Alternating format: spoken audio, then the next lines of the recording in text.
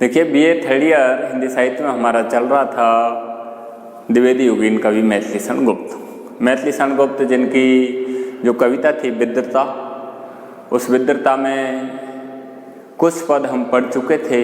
उसके आगे की जो कथा है उस पर हम चर्चा करते हैं। सबसे पहले तो जो विद्रता है वो अपने अत्याचारी जो पति है, उस अत्याचारी पति को उस दो बातों के माध्यम से भारतीय संस्कृति का, भारतीय अतीत में जो भारतीय संस्कृति रही है जिसमें दान देना, भोग करना, अतिथि को देवता समझना, इस तरह की जो बातें हैं, उस बातों को बतलाते हुए वो अपने अत्याचारी पति से कह रही है विद्रता। देखिए क्या कह रही है, वो कह रही है कि जहाँ दियता तथा बुझता मुख्य यही दो बातें, कि जिस भारत देश में दान देना, भोग करना, इस तरह की मुख्य बातें हैं, और जहाँ अतिथि को देवता माना जाता है, आज वहीं इस तरह नारियों के साथ, स्त्रियों के साथ इस तरह का अत्याचार। तो इस तरह की बातें बताते हुए वो आगे देखिए क्या कह रही है विद्रता, अपने अत्याचारी पति से कह रही है। वो कह रही है जहाँ अतिथि हो आप देवता, आज वहीं ये गाते हैं। देखिए वो कह रही है कि जिस भारत देश में दियता तथा बुझता, कि जहाँ दियता तथा बुझता मुख्य यही दो बातें, भारतीय अतीत के उस संस्कृति का वर्णन करते हुए कह रही है कि जिस भारत देश में दियता, दियता का मतलब होता है दान देना, बुझता का मतलब होता है और भोग करना। आगे देखिए भारतीय जो संस्कृति है उसमें जो अर्थ है उसको लेकर दो बातें थी कि हमारे पास जो भी संपत्ति है उसका या तो दान करो या भोग करो, नहीं तो उसका विनाश हो जाएगा। इस तरह की हमारी भारतीय संस्कृति की इस तरह की परंपरा थी। तो उस बात को बतलाते हुए वो कह रही है, क्या कह रही है, कि जिस भारत में दान देना और भोग करना ये मुख्य दो बातें थी भारतीय लोगों की, जहाँ अतिथि हो आप देवता, जहाँ अतिथि को देवता के समान समझा जाता था। आपने देखा होगा भारतीय संस्कृति में अतिथि देवो भव, इस तरह की बातें हैं। अतिथि जो होता है उसको देवता के समान समझा जाता है।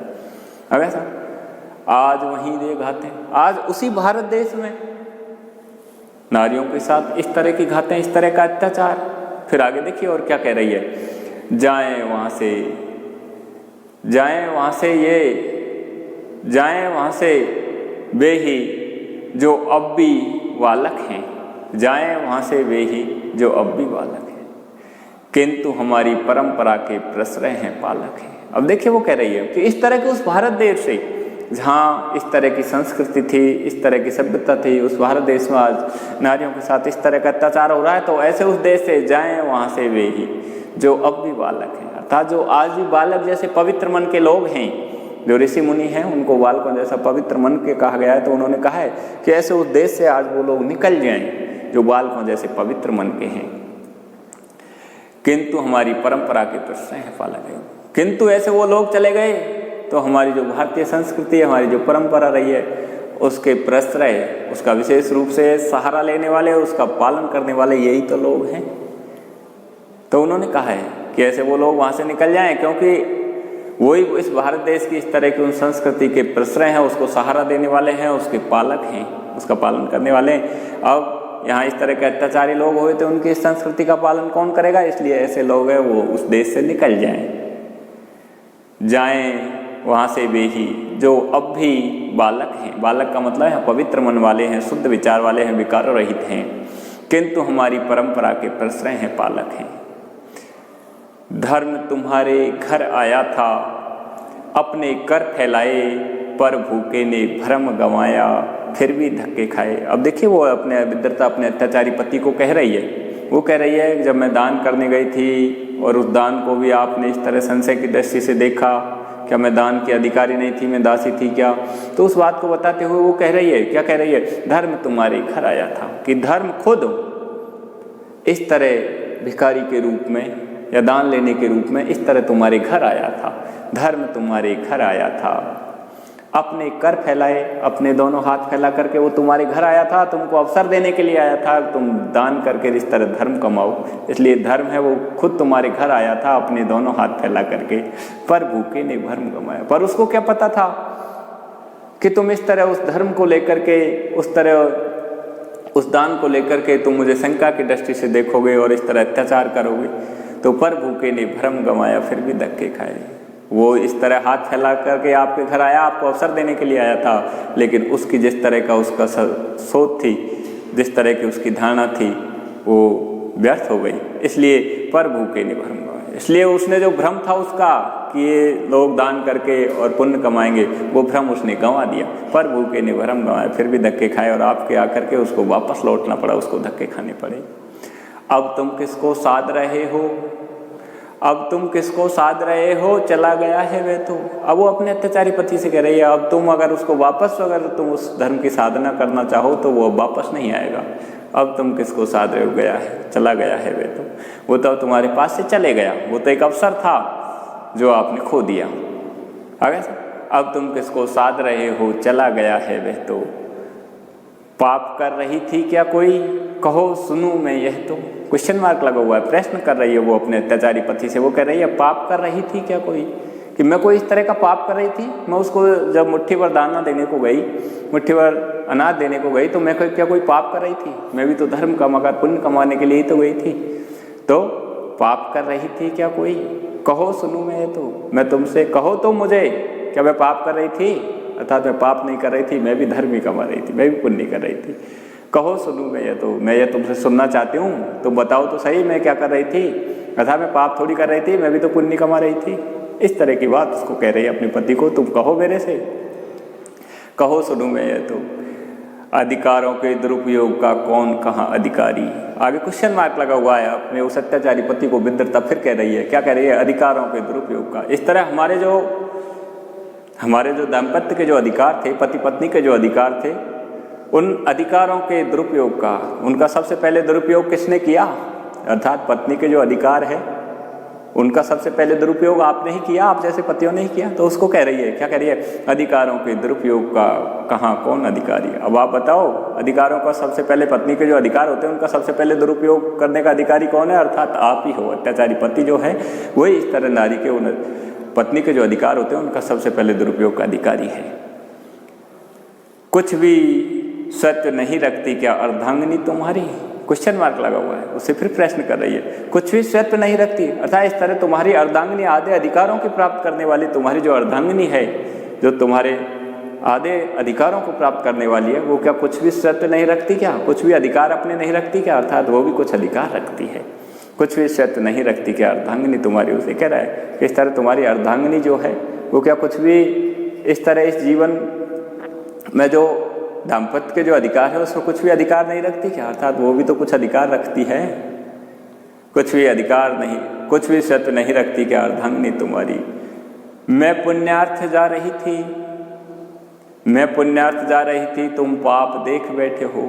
अब देखिए वो उसको समझा रही है कि जैसे ही धर्म तुम्हारे घर आया था तो मैं इस तरह उसको दान दे करके कुछ पुण्य के लिए जा रही थी, मैं पुण्यार्थ जा रही थी, तुम पाप देख बैठे हो। लेकिन तुम उसको पाप की दृष्टि से देख बैठे, तुम उसको संशय की दृष्टि से देख बैठे। मैं तो पुण्य कमाने के लिए जा रही थी, मैं पुण्यार्थ जा रही थी, तुम पाप देख बैठे हो।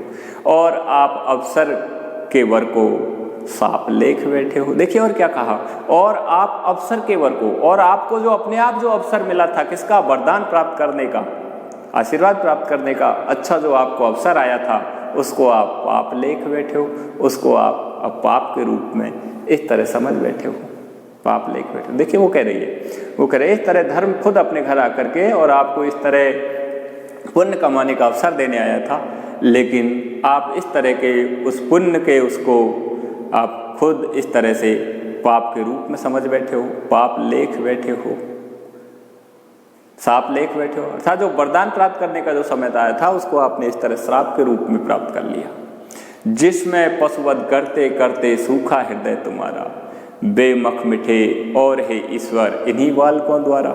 आगे देखिए फिर वो बता रही है अपने उस अत्याचारी पति जो कर्मकांडी वेद पाठी ब्राह्मण के रूप में है, उसको बतलाते हुए वो कह रही है जिसमें पशुवध करते करते, अर्थात तुम जो यज्ञ करते हो, तुम जो वेद पाठ करते हो, जिसमें तुम पशुओं की बलि देते हो, जिसमें पशुवध करते करते सूखा हृदय तुम्हारा। इस तरह पशुवध करने से तुम्हारा जो हृदय है वो निर्दय हो गया, कठोर हो गया, सूख गया।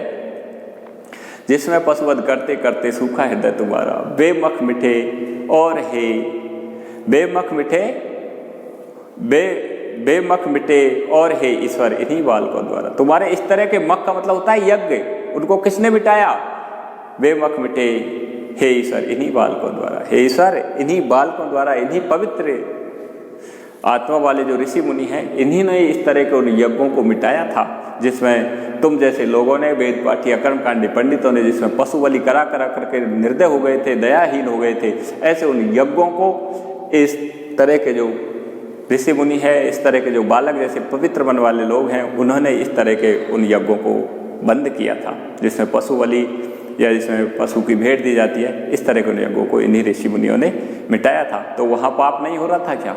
अर्थात वहाँ तो बहुत ज़्यादा पाप हो रहा था, तो इस तरह के उस पाप को इन्हीं ऋषि मुनियों ने मिटाया, जिसको आप संशय की दृष्टि से देख रहे थे। आगे देखिए, आगे फिर कह रही है वो, इन्हीं बालकों द्वारा श्रम शर फल वाली भी उस लोलुपता का लय हो।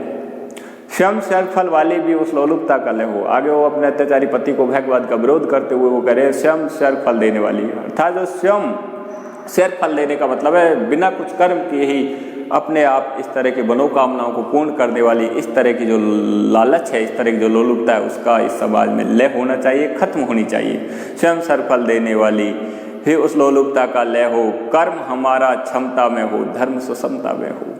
आगे देखिए, मैंने आपको बताया दिव्य युगीन विशेषता में बताया कि इन्होंने भगवाद का विरोध किया है और इन्होंने कर्म या पुरुषार्थ का बल दिया। तो उसी बात का बतलाते हुए विद्वता कह रही है, क्या कह रही है? स्वयं सर फल देने वाली लोलुपता का लय हो, जो बिना परिश्रम किए हुए ही फल देने वाली जो इस तरह की जो लालच है, इस तरह का जो लोभ है, उसका इस समाज में लय होना चाहिए, वो खत्म होनी चाहिए। और कर्म हमारा क्षमता में हो, और हमारा जो कर्म है वो क्षमता से युक्त होना चाहिए। धर्म सुषमता में हो, धर्म हमारा इस तरह का होना चाहिए सुषमता में। सुषमता में अगर सभी को समान अधिकार प्रदान करने वाला, सभी को समान महत्व देने वाला, इस तरह का हमारा धर्म होना चाहिए। अगर समझ, इसके आगे की जो चर्चा है वो हम आपसे अगले वीडियो में करेंगे। ध्यान रखना, आपके 1 नंबर का क्वेश्चन पूछा जा सकता है, महर्षि गुप्त के अनुसार हमारा कर्म किस तरह का होना चाहिए? तो कर्म हमारा क्षमता में होना चाहिए। और धर्म किस तरह का होना चाहिए? धर्म हमारा सुषमता में होना चाहिए, समाज में समानता पैदा करने वाला वो होना चाहिए, भेदभाव छुआछूत को मिटाने वाला होना चाहिए, इस तरह का होना चाहिए। इस तरह 1 नंबर का क्वेश्चन आपसे पूछा जा सकता है। धन्यवाद। इसके बाद आगे की जो चर्चा है वो हम आपसे अगले वीडियो में करेंगे।